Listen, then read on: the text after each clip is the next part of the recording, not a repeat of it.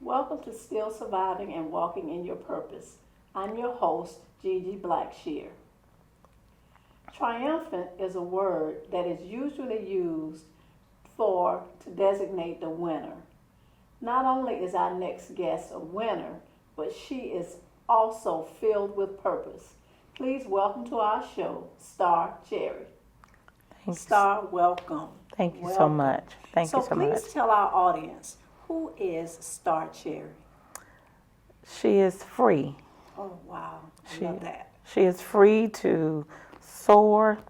She is free not to allow someone to place her in a box or even herself placed in a box. So she's free. She's free. That is awesome. So share with us your story. Okay. In 1976, I was dating a young man and thought it was true love. We got married in 1982. I had a child, then I had another child. And then everything about that relationship changed. Initially, it looked like the 2 kids, the white picket fence, the 2 cars, the nice home. But again, he changed. He became someone I did not recognize. He became an abuser. There was lots of violence that I never really talked about, that I didn't share, and we both worked for law enforcement. Never made a police report, never got an injunction for protection, attempted to stay in the relationship thinking, well, you know, we both work high-stress jobs. It's the pressure from the jobs that's causing the escalation of the violence, from verbal to physical. Until one day, my youngest child was about 3 or 4 weeks old, and we were I remember standing in our kitchen, and he came in raging, and he hit me really, really hard that he literally knocked me off my feet, causing a knee to actually dislocate. I knew at that time, as he was standing over me and one child was standing next to him and one in her crib crying, that change needed to happen. I left. We went to the hospital. I lied for him. And then I went back home, decided to leave for a period of time. Still, we both working for the sheriff's office. And I stayed away for a couple of weeks, and that's called the cooling off period. And of course, you know, I'm sorry, I'll never do that again. And the years kind of rolled along until like 1989. Did the abuse continue? Yes, it did. I probably left 3 or 4 times, and you know, he would talk me into coming back. And then in 1989, I finally left, but I did allow him to come and move in to my to my home, still with our kids, and they're older now. And I remember saying, I've got to make change, but I don't know how to change. And one evening, he became enraged. I decided I'll leave the kids there. They were in the bedroom. I will leave. Although, and I want people to understand this, definitely, just because they're not in the room with you, it doesn't mean that they don't know what's going on. I attempted to leave the home. I was living in an upstairs apartment. I walked out, started down the stairs. He grabbed me in my collar and dragged me back through the house and into the bedroom and began to strangle me. Oh my. I could literally feel and see my life leaving. And I remember making a statement to the Lord, you got to get me out of this. You have to get me out of this because my kids are across the hall. And I remember having strength enough because I was pinned on the bed, but I had a key, and that might be why I still carry a single key to this day.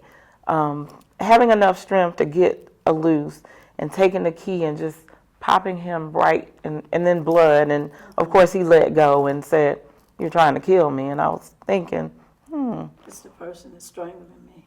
Yeah, I'm trying to kill him, but okay, we'll go with that. And I remember saying, I got to get out of here, and he had to get out. I called his father and told him, you need to come get him. This is it. This is the last time that these kind of things will happen. So at that moment, it was over. Got a divorce, moved forward.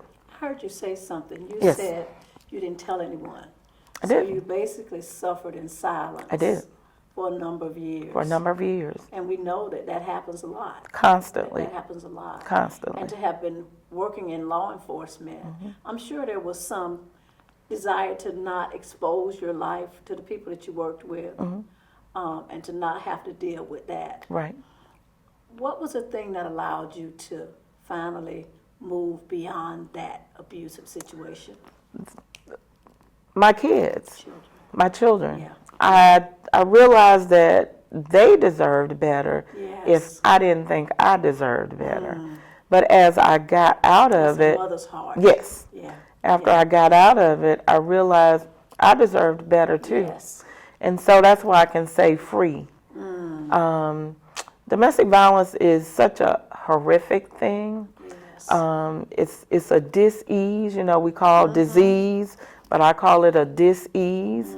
And it touches not just the people that are in the home, but it has a way of creeping out into the community, into the workforce, into the hospitals, into the courts.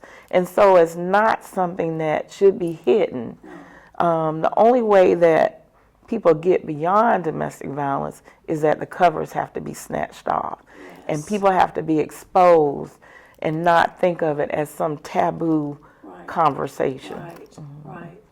Thank you so much for your honesty and being willing to pull the covers off. Yes. Because it takes a great deal of courage to be able to do that. Yes. And also that your heart's desire to protect your children. Right. That's a mother's love. We Yes. can endure a lot of things for ourselves, upon ourselves. But when it comes to our children, that can be really hard to know that my children are being affected by this. Absolutely. That's enough in and of itself to make you want to make a change. Absolutely. So I'm so glad that you were able to do that. Yes. We know domestic violence affects not just, as you said, not just what's going on in that home, but it affects communities. I'm sure that even though you didn't say anything about it, I'm sure that someone may have realized what was going on, and because it's taboo, would not say anything about it. Right. And that's what has to stop. And that's why it's so important that we tell our story, because someone is dealing with that very same issue right now. Correct. But they don't know that they can get out. They don't know that there's help for them. Right. So just you sharing your story is powerful in and of itself because it's going to help someone. Right. I'm so grateful that you were able to get yourself out of that situation and your children. So let me ask you, what would you say to someone that was in that situation right now? What advice would you give to that person? I would tell them that they're not alone. It may seem like they're alone, Yes. but they're not alone. And that they need to reach out to the local domestic violence center or a friend, someone that they could trust, or a family member that they could trust. But reach out to someone to make a touch point to make sure that they get safety plan with, and then begin to build a strategy on a way of escape. And always remember that they're not alone. That they're not alone. Star, thank you so much for sharing your story. Thank you. Thank you for having me.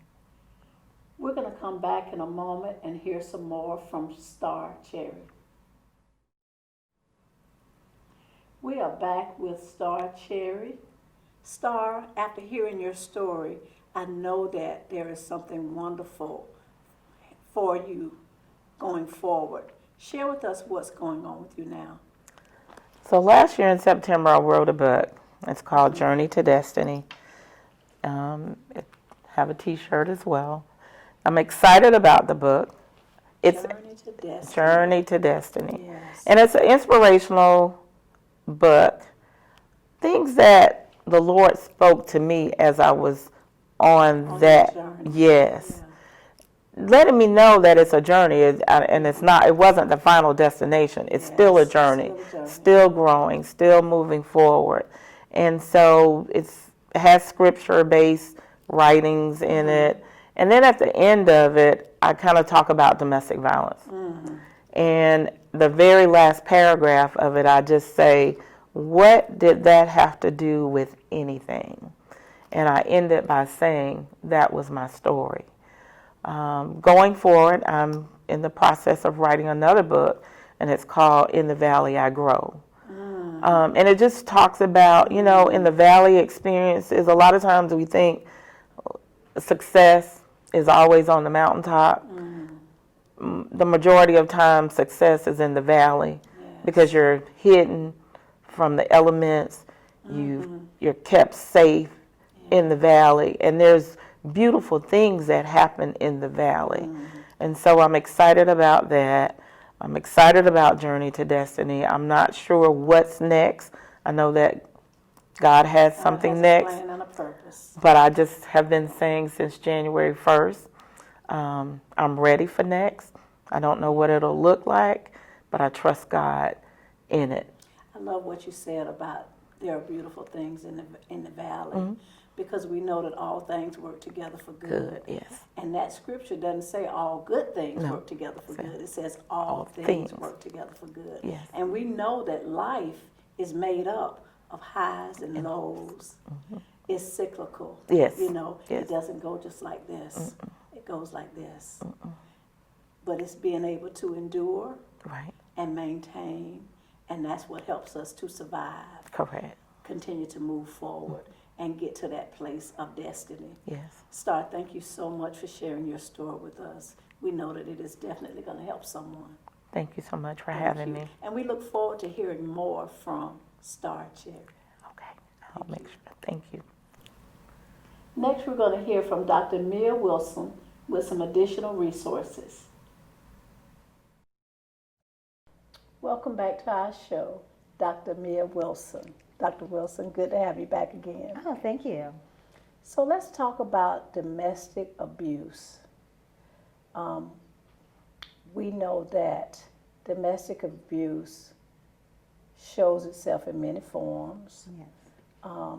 And from our guest's story, it was interesting to me that they were both in law enforcement.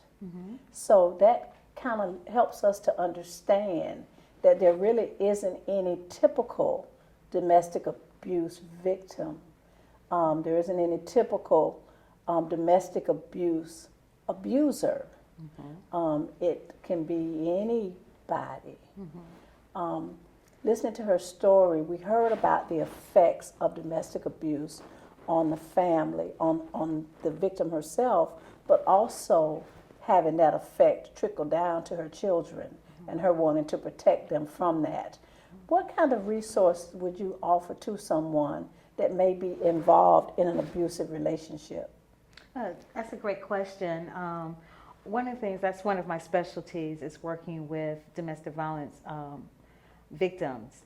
And one of the things that and one of the things that Star had also alluded to was seeking that safety, which is very, very important. I even suggest that they have a code word if they have children in the home, just something that's very benign, that you can, when you tell the children this particular code word, it could be anything like Pokemon or anything like that, that the children know that, hey, you need to get out and seek some safety. A lot of times I think people think if the violence is just toward them, it will not go toward the children as well. And that's not true. So even children witnessing it or hearing the domestic violence, or just because the violence is toward the one person, doesn't mean that the violence won't later on go toward the children as well, and escalate toward the children or pets in the home as well. And I think one of the age-old questions that people say, why do they stay? Yeah. And I think that people miss that it's about control. No matter what type of abuse it's about, it's about control. So even if they leave the home, it does not necessarily mean that control has stopped. You know, it's still, I'm still going into that control, you know, that still, that control is still there and has a hold on me. And I think Star was great at mentioning, saying, you know, I had to come to the conclusion, I don't want this anymore. And I was ready to move on in my life. I don't deserve this. So it does take, you know, on the average, a person would go back 7 times. And it has, you know, it doesn't matter who you are, what you do, your income. It's an equal opportunity, you know, straight across the board. But there are some great resources that we do have in the area. We have 4 domestic violence homes. Star had mentioned Hubbard House, which is one for Duval County. We also have Quigley House, that's in Clay County. We have the Betty Griffin House, which is in St. Augustine. And then we have Micah House, which is in the Nassau County area. So we're fortunate to be able to have those homes there for, to be able to seek that safety and get services as well. They have free services, groups, counseling. That was going to be my question to you. Were those services free, or was there some charge? No, they're completely free. They have advocates there, and so that they have everything that you can possibly need to get the safety there and being able to get back on your feet and just kind of empower these women to get back on their feet and be able to have a fulfilling lifestyle. You know, I know that having to make that kind of decision can be very difficult, and I'm sure it takes a great deal of courage to be able to move out of that situation. So I'm glad to know that there are some resources there for people that are dealing with those. Dr. Wilson, in those resources that you've given us, do they provide for children? Are there some special resources that meet the needs of children that are caught in these abusive situations? Yes, you know, part of being in domestic violence shelters, they know that these are families that are coming. And so part of it, they do provide services for the children. But there are also some other resources out there you can get into counseling, because being able to witness or even hear that abuse, it can be traumatizing for a child as well, what we call secondary trauma for the children. And so being able to get them into either like a child guidance center, Daniel Inc., there's Hope Haven, that are centers that's especially for children, as well as the shelters that I had mentioned as well. It's good to know that there's some resources for the babies as well. Yeah. So let me ask you, you've given us the names of some resources. Is there a hotline or a number that we could give our guests that for someone that may be right in the middle of that circumstance and situation as we speak, is there a number that they can call that they might be able to get some emergency assistance? Right, there's a 24-hour hotline. You have the 211 number, which is the United Way, that you can contact. It's, can get you. They will also allude to different services that are out in the community. There's also an 800 number, 1-800-500-1119, which is a 24-hour hotline domestic violence number as well. Dr. Wilson, thank you so much for giving us those resources and also some insight into what is going on in some of these homes. We know that domestic violence is a terrible thing, and no one should have to suffer through that. So we're grateful to have you provide us some resources. Thank you so much. Thank you for having me. You're welcome. Domestic violence is a terrible thing, And as terrible as it is, we know that it is happening every day in homes, maybe even in your home, or maybe even happening to someone that you know about. We have provided some resources for you. It is our hope that you will take the information that's been provided. If you are involved in a domestic abusive relationship, that you will take advantage of the resources that we have provided for you here today. No one should have to live with domestic violence. No one should have to live in fear of their lives or their children's lives and suffer through that kind of pain. So we hope that you take advantage of the information that we provided for you. There will be other resources provided going forward. So please continue to watch. And we pray that if you are involved in those situations, that you will get the help that you need. Thank you for watching.